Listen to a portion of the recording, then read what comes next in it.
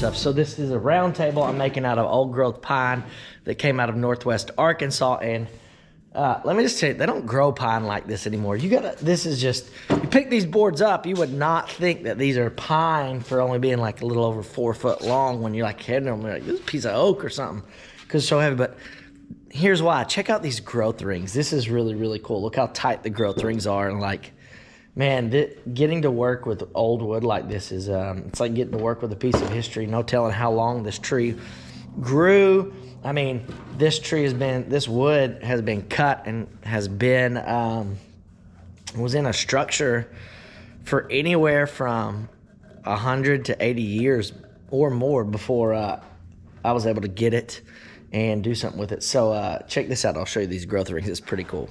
So like, look at that. Look how tight those growth rings are on this wood. Man, every one of those little lines, some of them are really, really tight in there. Here, let me see if I can find another piece. Yeah, like look how tight those growth rings are. They're not like, anyways, this is just, man, this is solid stuff.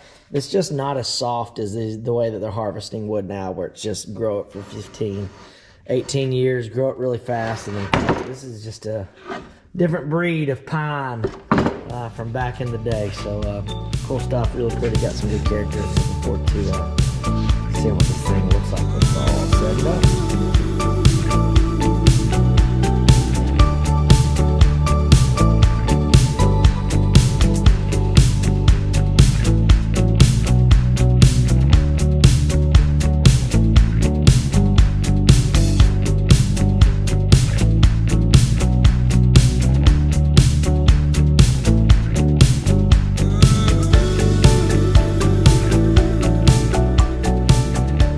Had to stop and take a moment to look at this beautiful old growth reclaimed pine that came out of homes and buildings from Northwest Arkansas. I mean, who knows how old this stuff is, but it's planed down and it is just got a gorgeous patina to it. You just can't manufacture this stuff.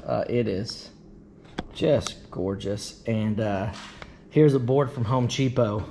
They just don't grow them like they used to. One, that's just the color, the natural color. Look how beautiful that is, just patina and aged. That's just a board that they grew in like 15 to 18 years, cut it real quickly. I mean, look at the growth rings, how wide they are apart, and then look how tight those growth rings are on some of this stuff. It's just, there's a huge difference. I don't do work out of this stuff. I won't build furniture out of this. I will work with this because this is, I mean, these boards are like half the size of this one, and they weigh just as much or more than this one. This feels like a hardwood. Like if you had no idea and I put this in your hand, you'd think it's a piece of oak or something, because just how, man, this pine is just pretty cool. So sorry for the interruption. Back to the time lapse, but just wanted you to see this.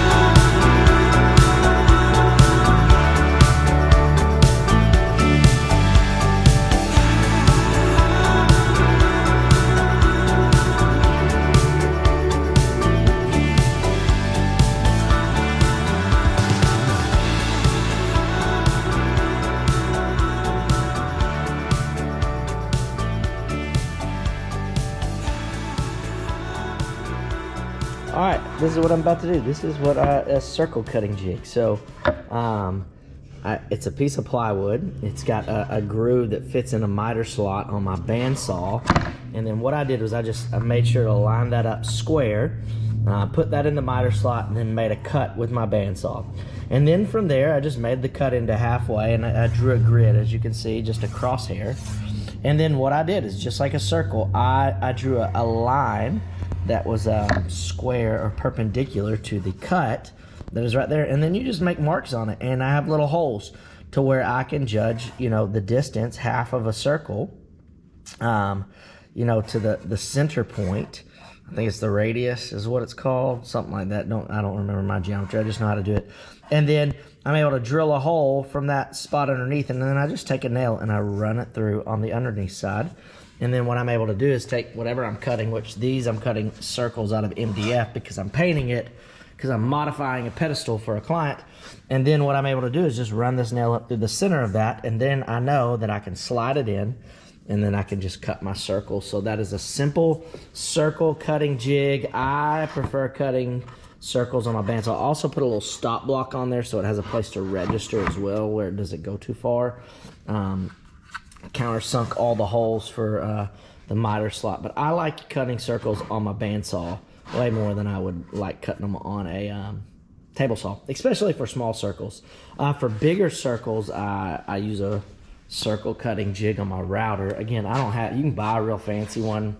I just make a simple one out of MDF, and it works really great because you saw it already in the video of me cutting out this extension table. So anyways, that's just a little tip for watching the video you get. Let's get back to the time lapse.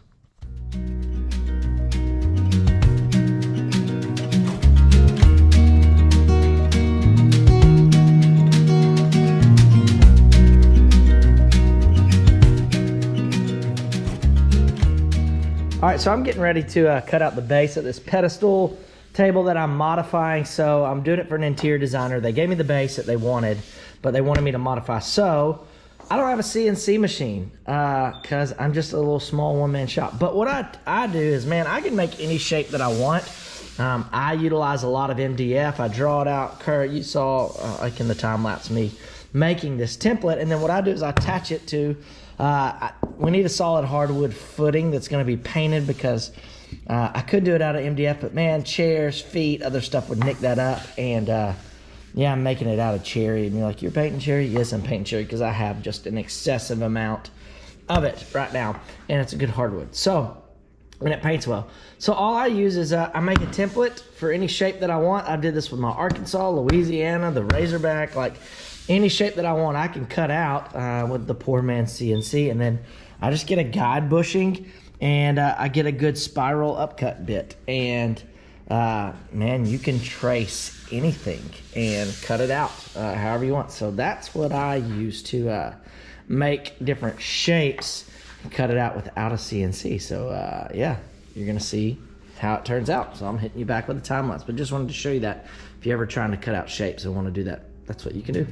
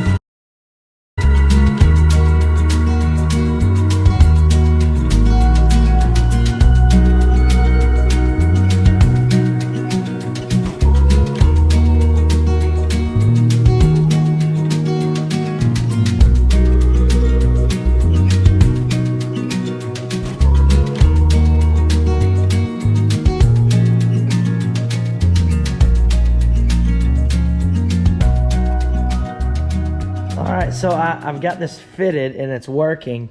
A couple things that I've learned. I've got to kind of like sand these down a little bit to trim them up so that they just fit in there a little easier. And then secondly, I got to cut these down just a hair. They don't need to be so long for both this one and that one, because the gap is just not big enough and it would be a really tight squeeze and probably almost hard to get out. But really it's just shortened down these tenons just a little bit, which is not going to be that hard. Honestly, I'll probably just take my track saw and run it across and cut them all evenly instead of trying to hand cut them. That way they can be just kind of uniform. But that is plant and it's coming together. But the mechanism, you can see, works really, really well. Pulls apart, slides together, and then that's just going to be fitting it to where, you know, it's easier for, you know, easy for them to, you know, pull it apart when need be. But I'm really happy with the mechanism so far and how it comes together. So base is, you know, done. I gotta paint it and everything else and fit it, but so far so good, and I'm happy with how it's turning out.